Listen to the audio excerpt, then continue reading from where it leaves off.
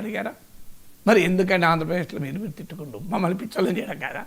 ఢిల్లీలో కలుస్తారు, అమరావతిలో తిట్టుకుంటారు. ఇదేం రాజకీయం? సార్, ఇక ఉపరాష్ట్రపతి ఎన్నికల్లో కేసీఆర్ మద్దతు ఎవరికి ఉంటుంది అనేది ఆసక్తిగా మారింది సార్. భారతీయ జనతా పార్టీకి కాంగ్రెస్కి వ్యతిరేకం అంటూ ఉంటారు కేసీఆర్, సమాన దూరం అంటూ ఉంటారు కేసీఆర్. మరి కేసీఆర్ ఎటువంటి నిర్ణయం తీసుకునే అవకాశం ఉంది సార్? అండ్ రేవంత్ రెడ్డి కూడా నిన్న అడిగారు, పార్టీ అధిష్టానం ఆదేశిస్తే సుదర్శన్ రెడ్డికి మద్దతు కోసం కేసీఆర్ను కలుస్తానని కూడా ఆయన స్పష్టం చేశారు. కేసీఆర్ మద్దతు ఎవరికి ఉండొచ్చు సార్? ఎవరికి ఉండవచ్చని నేను ఊహించలేను, కానీ ఎవరికి ఉండాలని మాత్రం చెప్పగలుగుతాను. ఎందుకంటే బీజేపీకి వ్యతిరేకం, బీఆర్ఎస్ ఇదే కదా స్పష్టత కదా, దాంట్లో ఏం తేడా లేదు కదా.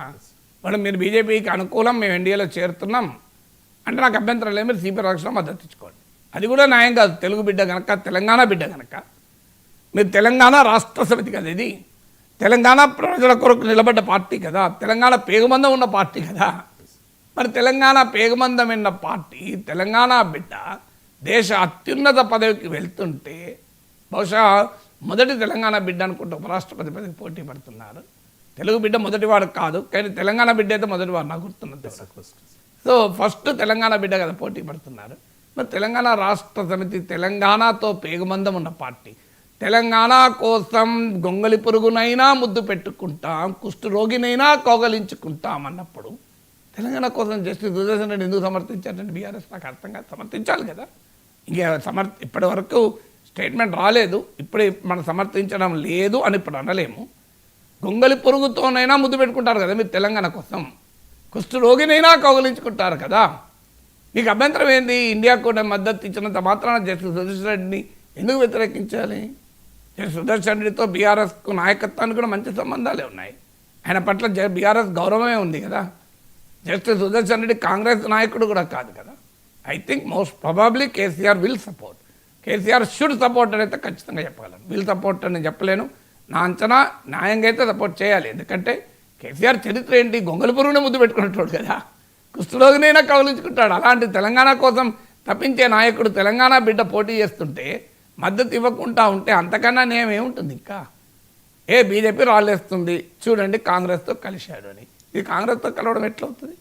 ఆయన జస్టిస్ సుదర్శన్ రెడ్డి ఆయన కాంగ్రెస్ నాయకుడా, కాంగ్రెస్ అభ్యర్థ, కాంగ్రెస్ పార్టీకి ఎప్పుడైనా క్యాంపెయిన్ చేశాడా? ఏ సంబంధం కాంగ్రెస్ పార్టీకి? ఆయన ఒక ఇండిపెండెంట్ అభ్యర్థిగా అన్ని పార్టీలు మద్దతు ఇస్తున్నాయి. ఒక కాంగ్రెస్ ఇస్తుందా? కాంగ్రెస్తో కేరళలో పోటీ పడుతున్న సిపిఎం ఇవ్వడం లేదా? కాంగ్రెస్తో పోటీ పడుతున్న మీకు తృణమూల్ కాంగ్రెస్ ఇవ్వడం లేదా? బెంగాల్లో అసలు ఇండియా కూటమిలో లేని కాంగ్రెస్తో ఢిల్లీలో పంజాబ్లో ఘర్షణ పడుతున్న ఆమ్ ఆద్మీ పార్టీ మద్దతు ప్రకటించింది. ఇప్పుడు Aam Aadmi party is no longer part of India కూటమి. ఇండియా కూటమి లేదు ఇప్పుడు. మరి వీళ్ళందరూ మద్దతు ఇవ్వడం లేదా?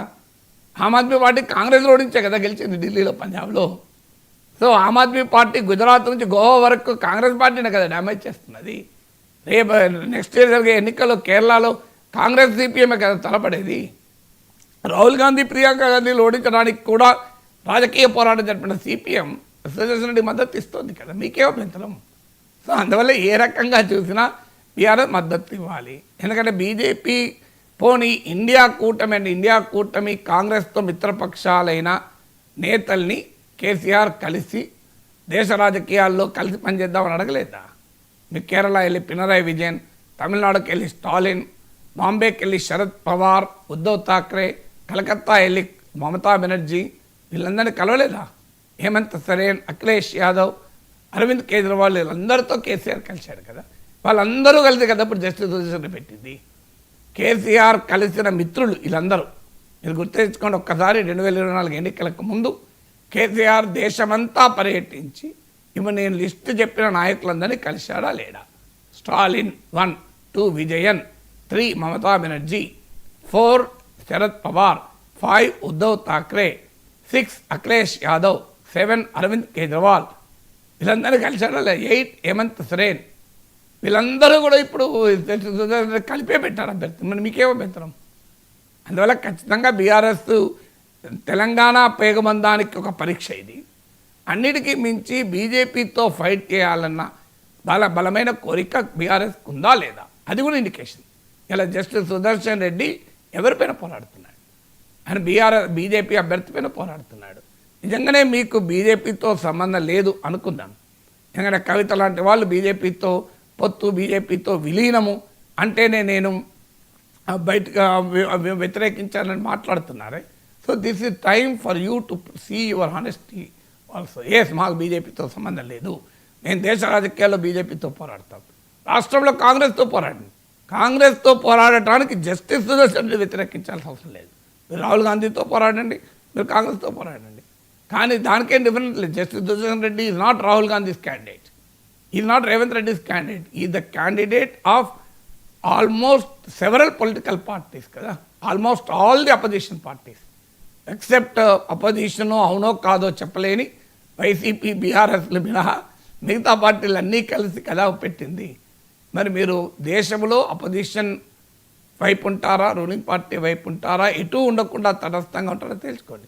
గతంలో మీరు యశ్వంత్ సిన్హా క్యాండిడేట్ అని మద్దతు ఇచ్చారు కదా, మీరు అప్పుడు ప్రతిపక్ష అభ్యర్థిని మద్దతు సిమిలర్ అభ్యర్థి కదా. ఇంకా యశ్వంత్ సిన్హా అయినా తృణమూల్ కాంగ్రెస్ నాయకుడు నాకు గుర్తున్నంత వరకు ఆయన తృణమూల్ కాంగ్రెస్లో చేరాడు, ఆ పార్టీ ఉపాధ్యక్షుడు ఏదో ఉండే. జస్ట్ చూసండి, అది కూడా కాదు కదా. మరి అభ్యంతరం ఏంటి? బహుశా మద్దతు ఇస్తానని అనుకుందాం, ఇవ్వకపోతే మాత్రం అంతకన్నా న్యాయం కొట్టుండదు. ఇక